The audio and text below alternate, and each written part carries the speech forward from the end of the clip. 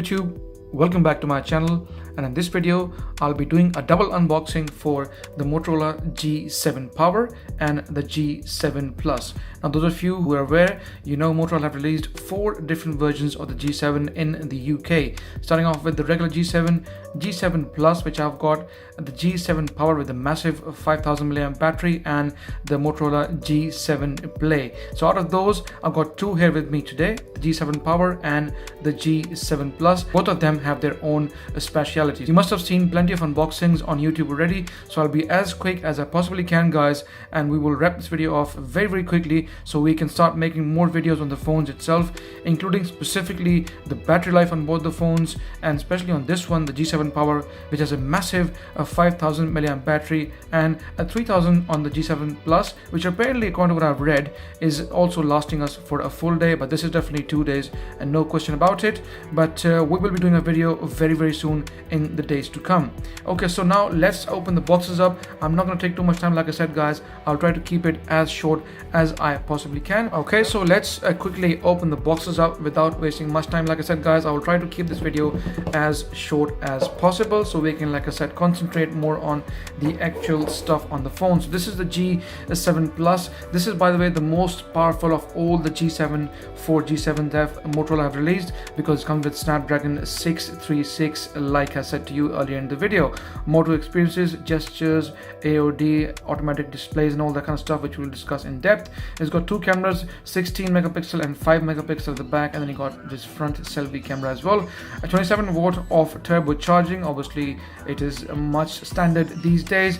OIS, which is not present on the G7 Power, and a 6.2 inch Full HD Plus Max Vision screen. Also on the G7 Power, we have a 6.2 HD Plus as opposed to Full HD, still good enough. A 5000 mAh battery, something I'm really looking forward to test, and according to Motorola, this phone is supposed to last us over 2 days, in fact 2.5 days. So we will see. In my typical fashion, I will do the SOTs for both Wi-Fi, 4G, and plenty of more readings, as you guys are aware. This one has got a slightly lesser powerful Snapdragon 632. The difference is almost minimal. Both are manufactured on a 14 nanometer process, so not much of a difference. Moto experiences, a fingerprint reader, and 12 megapixel plus 8 megapixel sensor combination. So let's get the phones out of the box. Getting out first and foremost the G7 Power, and I can tell you straight away it's a bit on the heavier side because it's got the slightly bigger souped up battery, which is the 5000 mAh battery. Okay, getting the G7 out. Both, by the way, have got, like I said, same screen sizes, so both have got the same 6.2 inch screen sizes, so not too bad.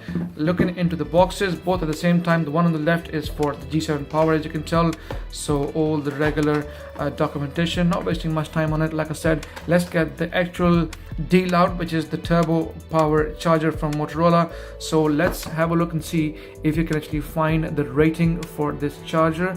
There we go, guys. So let me bring my light a bit more close along with the camera and see if you can pick this one up. As you can see, it says here the output is 5 volt and 3 amp, so pretty powerful charger.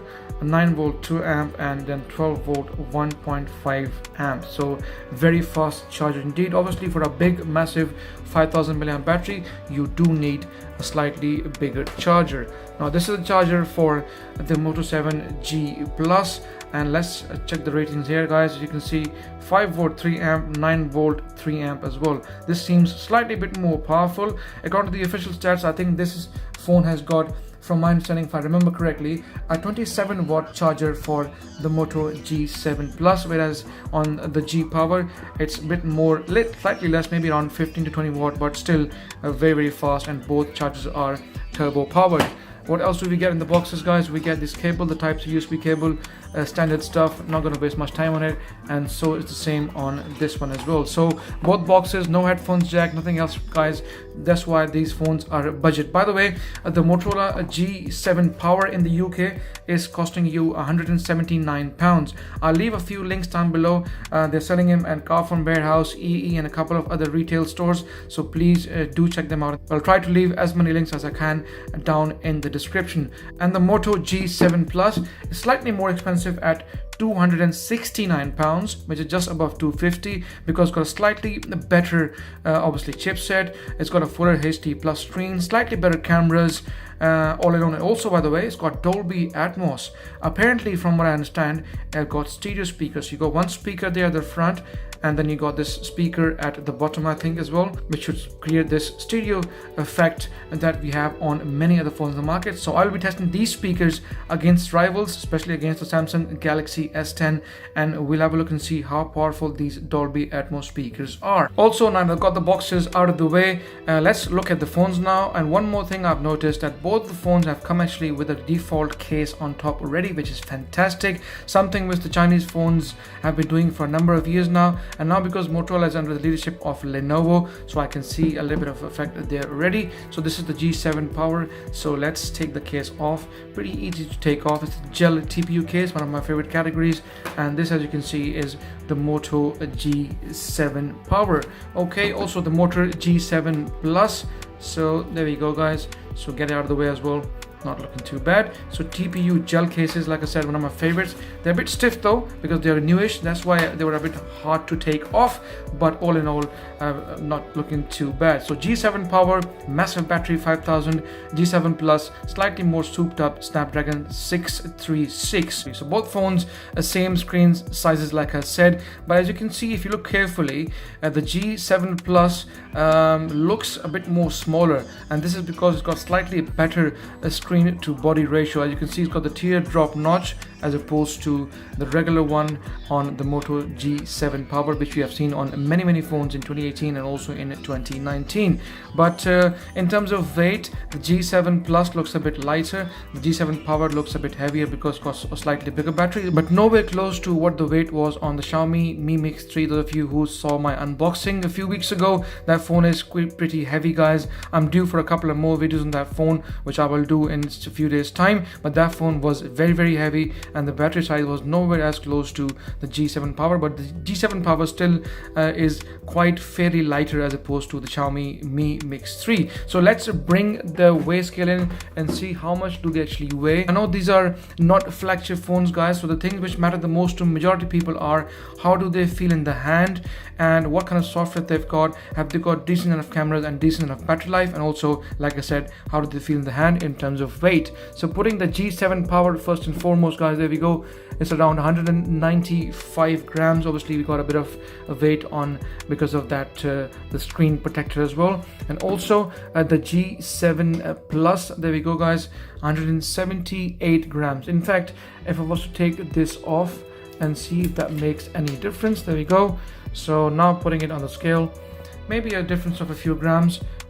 Yeah, maybe 1 gram. So 177 grams in weight for the Moto G7 Plus. So giving the Moto G7 Power the similar treatment, there we go. And it also weighs around 193 grams. So both are under 200 grams, which is quite fantastic. So now all I'll do is I'll power both of them up, guys, and see what comes up. As most of you know, Motorola are very good when it comes to software updates, and they also run pretty much Android vanilla, which is like pure Android. You don't see any third-party apps, maybe a few Motorola apps here and there. Hello Moto, as you can hear it, that's the thing which about Motorola phones. I love their animations. I love the way their phones boots up. Okay, so let's open them up. There you go, guys, and straight away you can tell that they have got some nice bright screens. They're both, by the way, IPS LCD screens. They're not AMOLED, but looking at them live, I tell you what, this is gonna annoy me, so I will just mute it for now. Okay, yeah, so but looking at the screens as we see, I can hardly pick up a difference when it comes to 720p or 1080p. Okay, they're both on full brightness. I'm gonna make sure that we have that auto brightness actually switched off, because that doesn't give us the real picture. So let's get into adaptive brightness. There we go, guys. As you know, switch it off, boom, and go back to the brightness level and turn it all the way up. There we go. And then giving the same treatment to the other one. So let's get into settings, and from here we go on to remind me later today. go on to display, there we go, and then going into adaptive brightness, switching this off and putting the brightness back to full strength, which is 100%, and there we go.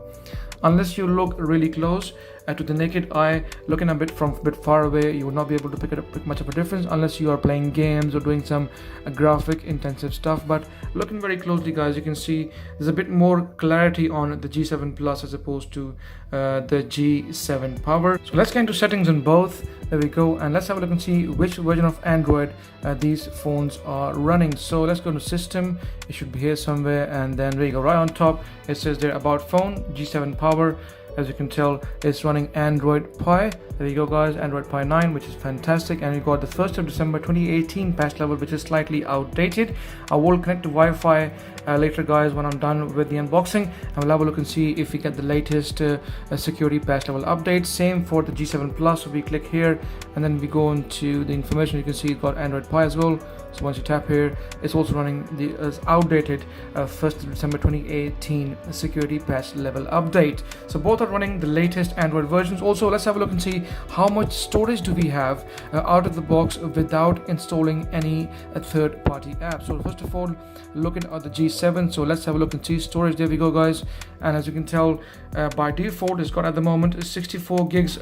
That's the basic storage that comes with, and 13.29 gig which has been used and 21% used, and we got plenty of free storage. And also the phones come with micro SD card support, so that shouldn't be much of a problem. On the G7 Power then, so we go back and then we go into storage again, there we go, and here you also have 12.38 gigs of total storage, which is 19% used, and we have a lot of free space up here as well, so not looking too bad. Plenty of storage for you guys, obviously, or you can always back up your photos on Google Photos, a micro SD card support. There's plenty for you guys to have a look and see. So storage wise, I don't see it as much of a problem. Well, first impressions so far, guys, they look quite slick, they could quite slim, they're not that heavy, and the Moto G7 Plus feels a bit more elegant in the hand as opposed to G7 Power, and also because the G7 Power has got slightly more width as opposed to the regular G7, as you can tell here, guys, just maybe by half a millimeter or a millimeter, but all in all both feel fairly comfortable in the hands. Also, the G7 Plus has got these Dolby Atmos speakers, which I'm quite keen to check. As you can see, it also has got this light, very small dimish notification LED light, as you can tell. I could hardly see it, I just picked it up just now, but all in all, not looking too bad. So guys, this was a quick unboxing. Like I said, I want to keep it very short and sweet. You can see the back cameras as well. Got a bit of hump there in the back.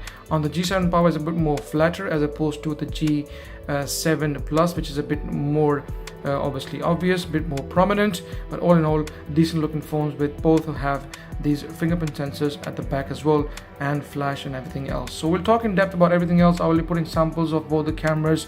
One of them, the G7 Plus, has got the optical image stabilization. The G7 Power hasn't got that, but it's got PDAF, which is a face detection, autofocus, and plenty of more features which we'll be testing, like I said, in the days and weeks to come. Please do stay tuned. Any questions, like always, guys, please feel free to ask me in the comment section, and like always, please subscribe as it helps, and I shall see you in the next video.